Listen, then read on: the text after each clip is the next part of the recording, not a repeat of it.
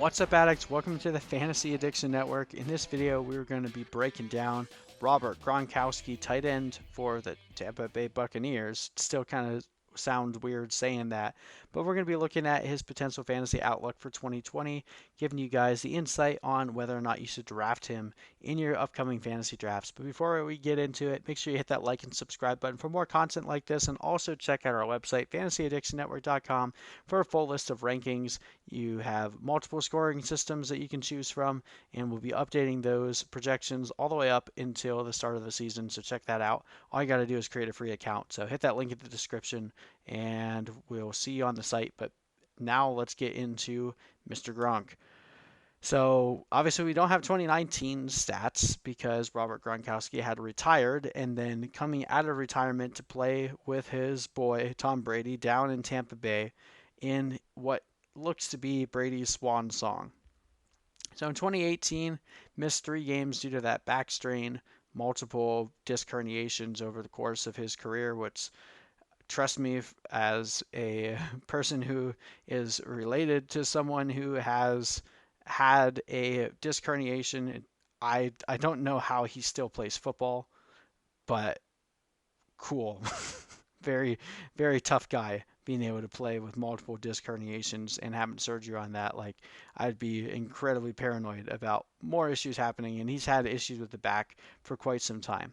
So takes a year off, loses a lot of weight, joins the WWE, and flips back around and says, "Okay, I'll come down and play football with you again, Brady." So there's a massive range of outcomes with what we can expect heading into 2020. But the last time we saw him, he finished the year with only 3 touchdowns and 682 receiving yards, which was a pretty big step back from where he had finished in years prior. And look at his fantasy points per game. He started the year out really strong, and then, other than the game against Miami, really wasn't Gronk too much. A couple games over 10 points, but obviously missing 3 games towards the middle of the year, and really just not himself. Was that his age? Was that just the injury that he was dealing with in the time? Hard to tell.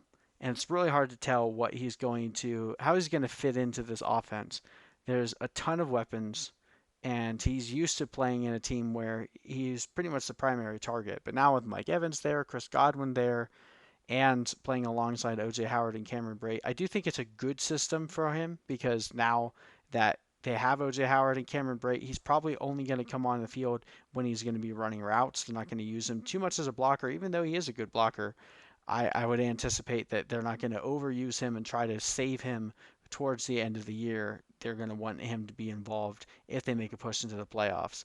Now, last time we saw him, he had a very high yards per reception at 14.5 and yards per target, both of those in the top 6 of the NFL, but his yards per pass route 1.91 was abysmally low at 55.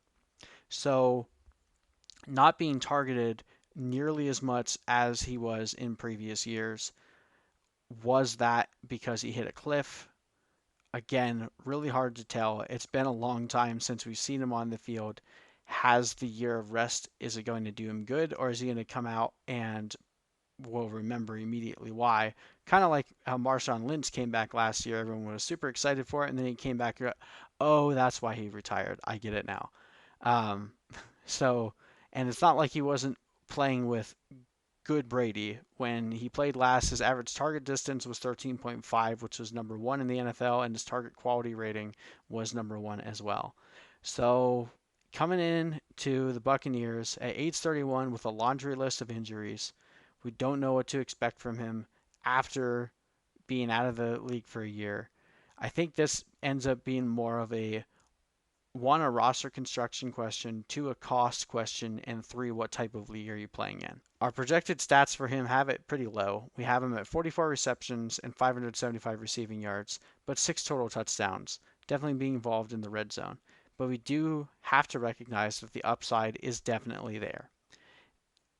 In best ball, I am totally fine with investing in Robert Gronkowski because he could have some massive games that just win you weeks and give you a massive advantage at the hardest position to nail down in any draft. In redraft leagues, I am anticipating his ADP to skyrocket here within the next couple months.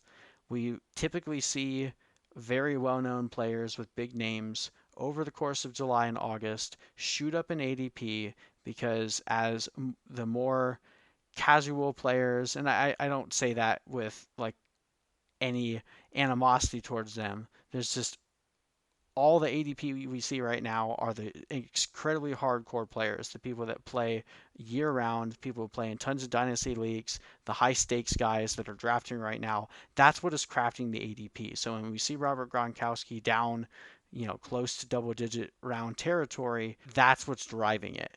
So once we get to the point that the whole pool of players is back involved, I anticipate Gronkowski's ADP to jump up a few rounds, and I'm not going to be in on that price. If I can get him in the 10th or 11th round, sure, it's worth the risk. It's worth taking a shot at that upside. But if he's jumping up to round 8, 7, or even earlier, there's too much risk involved for me there. I'd much rather wait on tight end and take another guy that I feel like has similar upside that you can get cheaper. So I guess with that being said, we're just anticipating that his ADP jumps. If it doesn't and it stays around round 10, sure, draft him because he's still Robert Gronkowski. He's still playing with Tom Brady. And if he can play a full season where they are able to manage his touches to where he's only involved in high leverage situations, could be a really good year for him.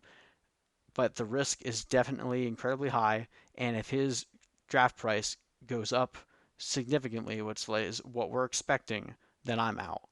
But what do you guys think? Let me know in the comment section below if you're in or out on Gronk. What do you expect to see from him this year?